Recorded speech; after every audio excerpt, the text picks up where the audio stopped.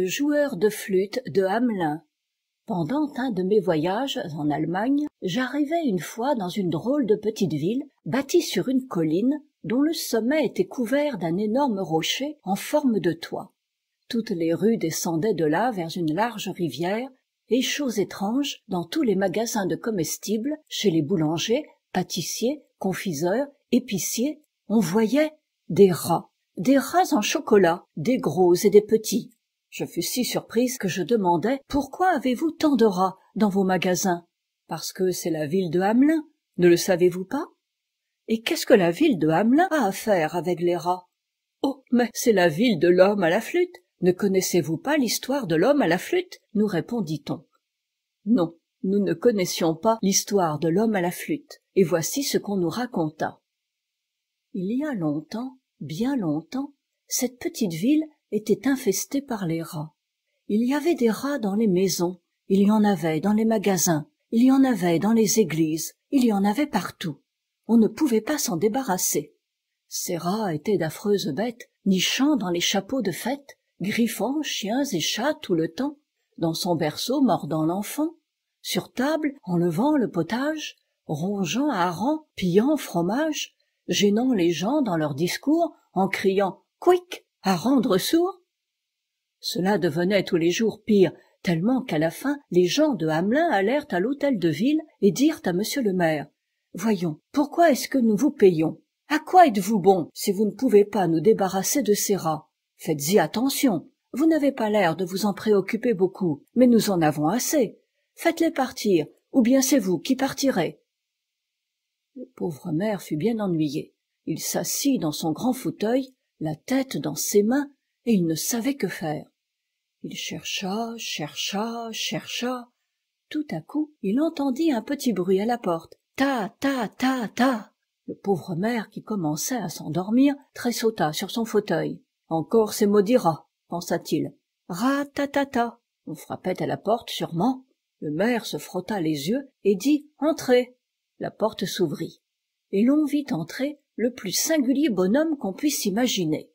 Très grand et très maigre, avec un menton en galoche, des lèvres minces, et des yeux bleus de faïence, perçants comme une vrille, était habillé moitié en bleu, moitié en jaune, et à son cou pendait une sorte de flûte attachée à un long ruban jaune, et sur laquelle il promenait ses longs doigts maigres.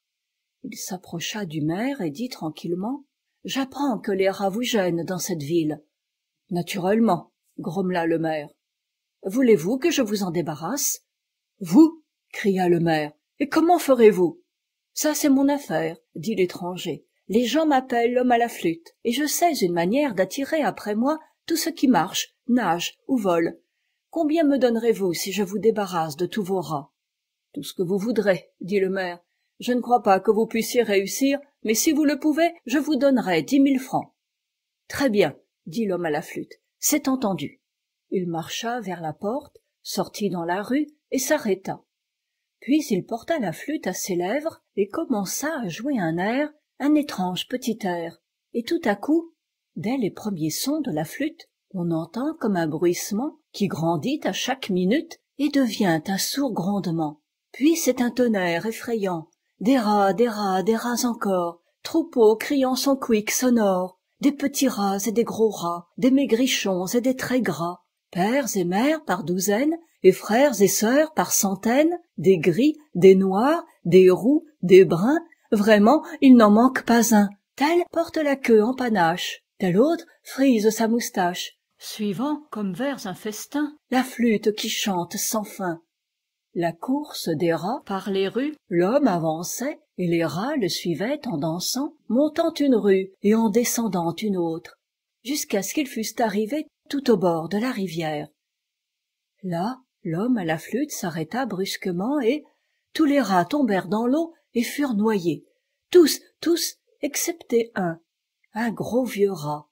Il était si gras qu'il ne put jamais s'enfoncer, de sorte qu'il nagea à travers la rivière et courut se cacher. Alors le flûteur revint à l'hôtel de ville, toute la population poussait des hurrahs et battait des mains. Le maire dit qu'il faudrait faire une grande fête, avec un énorme feu de joie au milieu de la grande place. Et très poliment, il pria l'homme à la flûte de rester pour voir le feu de joie. « Oui, dit l'homme, ce sera très joli, mais d'abord, s'il vous plaît, je voudrais mes 10 000 francs. »« Oh, oh, dit le maire, vous voulez parler de cette petite plaisanterie de tout à l'heure. C'était une plaisanterie, naturellement. Vous savez, c'est toujours ennuyeux de payer pour une chose quand on n'en a plus besoin. »« Ce n'était pas une plaisanterie, dit l'homme très tranquillement. C'était un marché. Mais 10 000 francs, je vous prie. »« Ah, bah, dit le maire, ça ne valait pas 10 sous, ce petit air que vous avez joué. Je vous donnerai 20 francs, ce sera bien suffisant. »« Un marché est un marché, dit l'homme. Pour la dernière fois, voulez-vous me donner mon argent ? » Monsieur le maire commençait à s'échauffer. « Je vous donnerai une pipe de tabac et un bon dîner, et laissez-moi la paix, dit-il avec colère. Les yeux bleus de faïence du flûteur commencèrent à briller d'une étrange lueur. Il dit très doucement: « Je sais un autre air, que je joue à ceux qui me trompent. Jouez ce que vous voudrez, et allez-vous-en, cria le maire. Alors l'homme à la flûte se tint debout sur les marches de l'hôtel de ville, il porta la flûte à ses lèvres et commença à jouer. C'était un air tout différent du premier, très très doux et très lointain. Et voici, dès les premiers sons de la flûte, on entend comme un bruissement qui grandit à chaque minute, petits pieds blancs courant, courant, petits sabots claquant, claquant, petites langues babillant, petites mains applaudissant.